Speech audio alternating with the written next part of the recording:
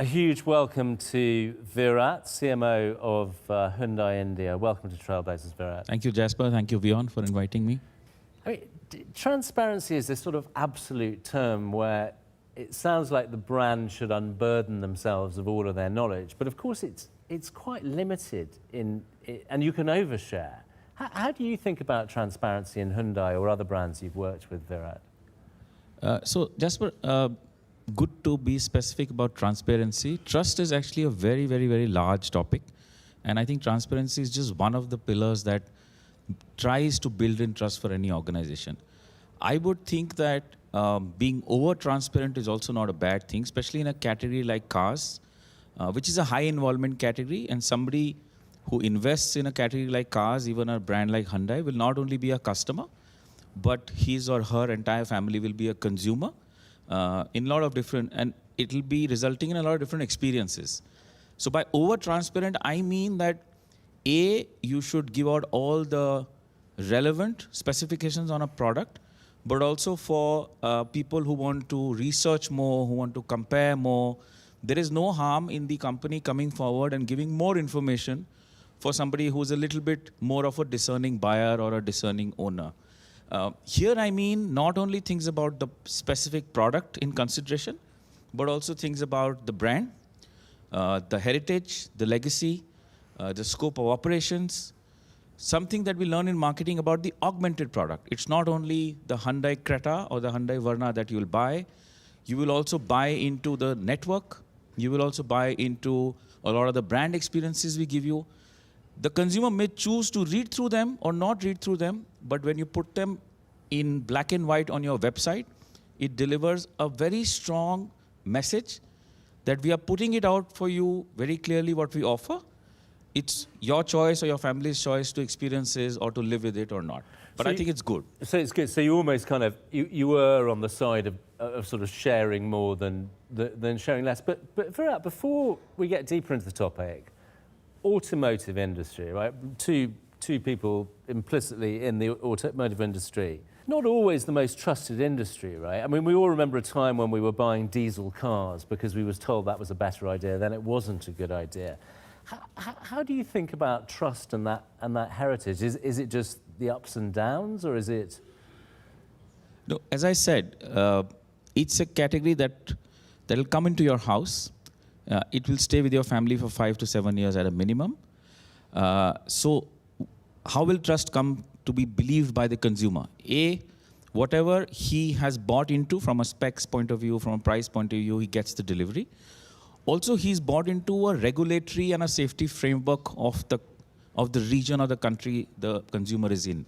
So if the company is talking about adhering to those regulatory safety emission frameworks, I think it is the responsibility of the organization to be saying true to what they have written as a word.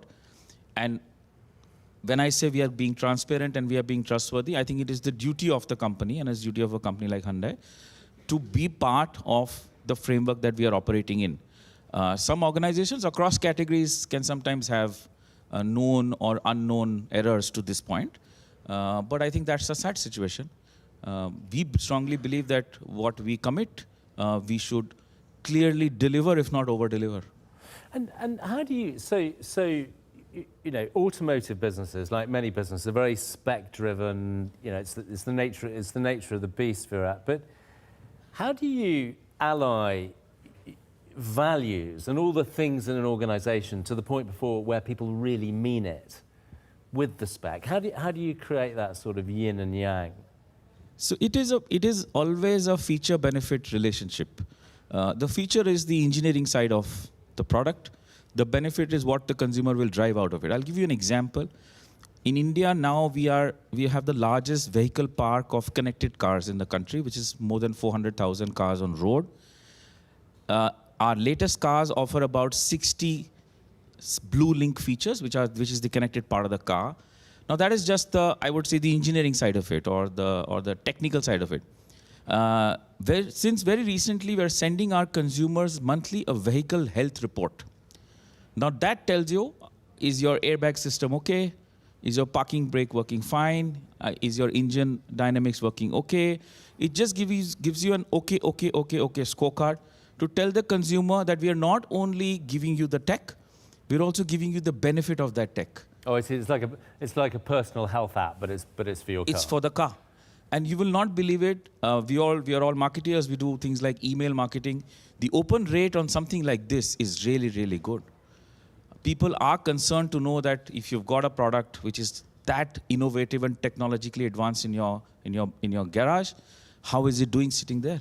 So these kinds of, again, transparent, proactive communications for the brand really gives us repeat purchase. What is going to happen in the end of the day? You need brand advocates as consumers, and you need repeat purchasers. Today, our statistics tells us that 1/3 of our cars are repeat purchasers, which is a big thing in a heavily competitive industry. Okay, but let's try and kind of do a little beauty parade. You work for Renault, you work for Tata, you work for Hyundai. Why would I trust one more than the other? So it's a consumer journey. Obviously, we know from awareness to purchase. When you start getting into buying a mobility option, you will obviously start from, I will do shared mobility or I will do own mobility. When you get into own mobility, you will go psychographically, demographically, what you want to buy. Suppose you land on a segment or a body type. Then, from our point of view, a consumer looks at least 3 different brands or 3 different, I would say, product brands. It comes down to budget, it comes down to specs, it comes down to ownership experience, word of mouth, and ultimately a lot of it is under the umbrella of trust. Jasper owns a car, Virat owns a car, Jasper liked it, Virat didn't like it, etc., etc., etc. But when the car reaches the household, then you start to get in loyalty, you start to get in advocacy, which is coming out of your ownership experiences. Oh, so it becomes an emotional... Absolutely. So all other things are equal, and then the X factor is an emotional link of And some we do a brilliant thing nowadays is that we are seeing this in a lot of categories, also in cars. It's not the customer or the buyer who makes the decision. It's the children, it's the spouses, it's the relatives. And a lot of these decisions are what not to buy rather than what to buy. So we also have to convince or talk to all the other members of the family. So it's sort of becoming like an ecosystem of trust. Absolutely. And in that sense, Virat, I mean, you're... I hesitate to use the term veteran, because sometimes you're a very experienced marketeer, but was it easier when you started, Virat, in the kind of pre-digital age to create trust, in a way? I would say it is not easier, to be very frank, because in the non-digital age, you have also got restrictions on means of communication. Means of communication were slow and far apart. In the digital age, if the company has the right mindset, you can communicate faster, you can communicate complete, and you can communicate convenience to the consumer. So I believe as marketeers, the screens are smaller and the screens are many, but I think it is more convenient and I think it's more clear for the consumer on what we want to communicate. Okay, I mean, we're coming into the home straight of the conversation, Virat, here, but I want to pick a particular area, which is electrical vehicles. We talk a lot about on the show. You may or may not know anything as a consumer, but you have this sort of nagging fear that you're going to run out of road, right? How do you guys, on that particular topic of range anxiety, create trust? So the good part of electric vehicles is that we will not get the first-time buyer to an electric vehicle. Mostly the consumer would be using ICE, an internal combustion engine, before he comes into the EV bandwagon. So yeah, he's not had so much range anxiety in an ICE vehicle because he will find a fuel pump at the right corner. The range anxiety only gets fueled from the fact that we are not aware where is the next fueling point of an EV. That's the main thing.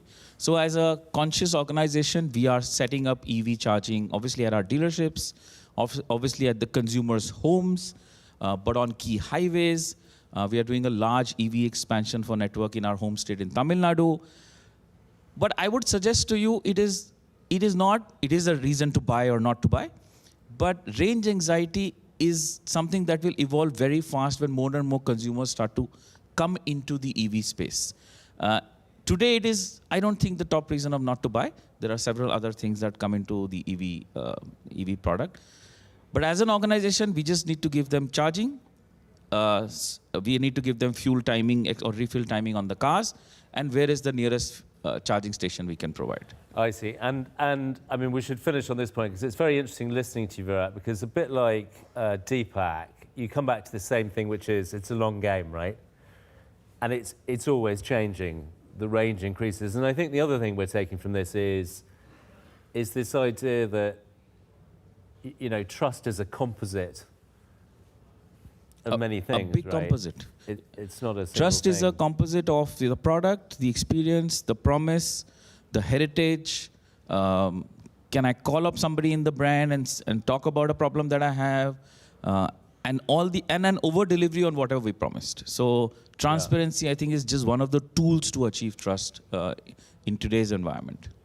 Well said, Virat. I'm thinking of getting a new car. I might just get a Hyundai based on. Now we're talking business. Perfect. Now we're talking. Thank you so much, Virat.